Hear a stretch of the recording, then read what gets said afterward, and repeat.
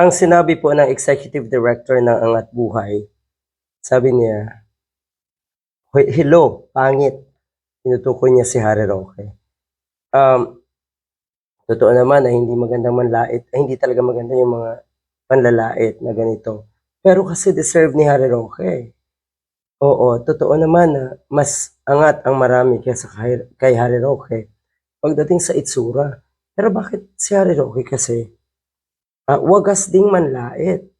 'Di ba matindi niyang laitin sina former Senator Leila de Lima, Attorney Leni Robredo, at apektadong-apektado 'yan 'pag may mga magagandang, nababasa tungkol sa mga katulad niya ni Attorney Leni Robredo. Apektadong-apektado kayo kasi hindi niyo kayang gawin ito.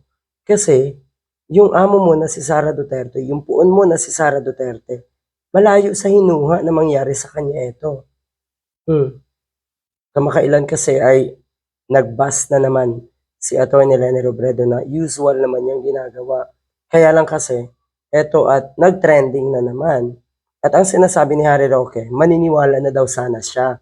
Kaso, hindi naman daw ito kuha ng netizen o ng ordinaryong pasahero. Magpakatotoo naman tayo.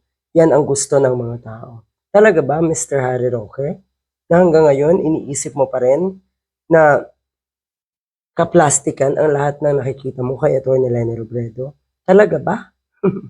Damuhong ito, ang sarap tuktukan eh. 'Di ba?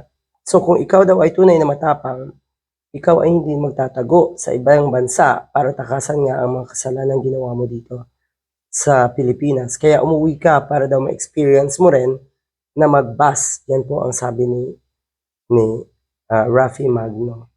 Matindi no? Ang lala nitong mga DDS. Pansin na pansin nyo ha. Galit na galit kayo sa mga mabubuting tao. Galit na galit kayo sa mga um, ganitong klase na hinahangaan ng mga totoong may dunong ng mga nasa katinuan. Hinahangaan si Attorney Leni Robredo ng mga taong nasa katinuan. Hindi katulad nyo na ang humahanga at sumusuporta sa inyo Mr. Harry Roque ay mga baliw, mga ulaga, mga kawawang tanga na DDS.